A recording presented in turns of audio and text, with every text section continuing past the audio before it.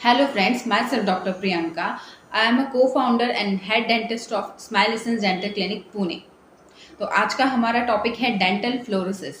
तो dental fluorosis क्या होता है? जब हम बहुत टाइम तक फ्लोरीन इनटेक करते हैं, लॉन्ग पीरियड ऑफ टाइम, जब हमारा टूथ फॉर्मेशन स्टार्ट रहता है, तो उस टाइम में जो हमारा एज होता है 3 to 8 ईयर ऑफ एज में डेंटल फ्लोरोसिस सबसे ज़्यादा देखा गया है। और वो फ्लोरीन कंटेंट हमें किसी भी तरह से, या पानी में अगर फ्लोरीन की क्वांटिटी ज़्यादा हो तो उसके कारण भी हमारे दांतों में फ्लोरीन कंटेंट बढ़ सकता है जब हमारे दांत डेवलप होते हैं। तो ये कैसे पता चलता है, इसी कैसे हम देखेंगे कि इसमें फ्लोरोसिस है नॉर्मल दांत से या नहीं है? तो जो चाइल्ड में सिम्टम होता है, आपके दांत काफ़ी डिस्कलर्ड दिखते हैं चाइल्ड में, और उनके दांतों में एक पिटेड दिखेगा, सॉफ्ट पोर्शन ज़्यादा दिखेगा, क्योंकि दांत ठीक से डेवलप नहीं हो पाता है। एक्सेसिव फ्लोरीन के कारण दांत ठीक से नहीं डेवलप हो, लेकिन फ्लोरीन एक कम मात्रा में चाहिए होता है। अगर 3 to 5 ppm से ज़्यादा फ्लोरीन अगर रहेगा वाटर में या किसी भी चीज़ में, अगर आप पेस्ट यूज़ कर रहे हैं उसमें, तो वो आपके टूथ के डेवलपमेंट को अफेक्ट करेगा।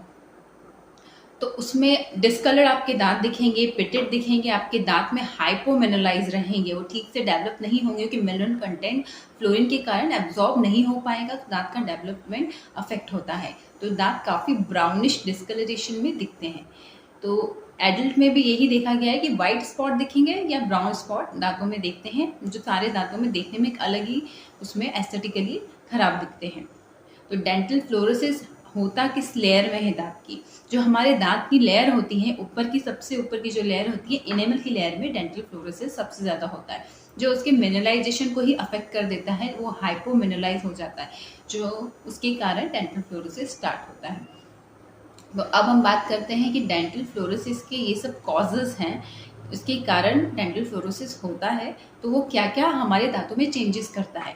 तो डेंटल फ्लोरोसिस होता है, फ्लोरीन कंटेंट जो होता है वाटर से जो हमें सप्लाई होता है, वो डिपॉजिट होता है, जो एक हार्ड और सॉफ्ट फ्लोरीन होता है, जो हमारे टिश्यूज को खराब करता है। जब गम का डेवलपमेंट स्टार्ट होता है, तभी वो फ्लोरीन कंटेंट अगर एक्सेसिव अमाउंट में हुआ तो वो हमारे टूथ को डेवलप नहीं होने देता है। सेकेंड, वाटर फ्लोराइड कंटेंट जो अगर हाई होगा 3 to 5 mm से, जैसे मैंने बताया, उससे हमारे दांत का डेवलपमेंट अफेक्ट होगा। 62 बिलियन पीपल फ्लोरोसिस से अफेक्टेड हैं, सफ़र कर रहे हैं। उसमें फ्लोरोसिस के बहुत सारे टाइप्स होते हैं, जैसे डेंटल का टाइप मैंने आपको बताया, डेंटल फ्लोरोसिस, और एक है skeletal fluorosis, and third is non skeletal fluorosis. तो अभी हम सिर्फ डेंटल फ्लोरोसिस के बारे में ही बात करेंगे, उससे रिलेटेड क्या कॉजेज हैं, साइन सिम्टम है, उसका क्या पॉसिबल ट्रीटमेंट एंड प्रिवेंशन है, उसके बारे में बात करेंगे। तो डेंटल फ्लोरोसिस का सबसे पहले हमने बात करा कि किस तरह से वो दांतों की लेयर उसमें डिस्कलर्ड करता है, और उसमें किस किस तरह के सिम्टम उसमें दिखाई देते हैं डेंटल फ्लोरोसिस में। तो डेंटल फ्लोरोसिस जो है वो cause by taking too much of fluoride over long period of time when the teeth are forming under the gum, and second is mottling of the teeth where the enamel loose list and its lustre become the rough and pigmented, pitted and the brittle. जो आपका दांत होता है वो काफ़ी brittle हो जाता है।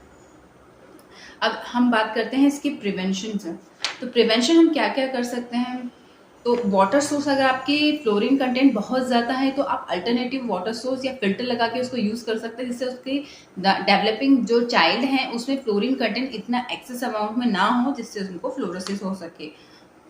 तो removing the excess fluorine from the drinking water, ये सेकेंड टाइम है। तो आप या तो वाटर चेंज कर सकते हैं, हार्ड वाटर होता है तो सॉफ्ट वाटर यूज़ कर सकते हैं, या एक्सेस जो फ्लोरीन कंटेंट है वो रिमूव कर सकते हैं। And improve the nutrition value, nutrition value जो होती है फ्लोरीन का, वो आप बॉडी में इम्प्रूव कर सकते हैं, जिससे वो फ्लोरीन आपके दांत को ज़्यादा डिस्ट्रॉय या ज़्यादा हाइपोमिनरलाइज नहीं कर सकता है। तो अगर आपके किसी भी तरह से माल न्यूट्रिशन है तो वो आप फुलफिल करके उसको काफ़ी हद तक ठीक कर सकते हैं। अब बात करते हैं इसके ट्रीटमेंट की, क्या पॉसिबल ट्रीटमेंट्स हैं जिसको हम फ्लोरोसिस, अगर जिसको हो चुका है, ये तो बात करी हमने प्रिवेंशन की, जिससे वो फ्लोरोसिस होने से बच जाए। अब बात कर रहे हैं हम ट्रीटमेंट की, कि अगर फ्लोरोसिस हो चुका है तो हम पॉसिबल क्या ट्रीटमेंट उसमें कर सकते हैं।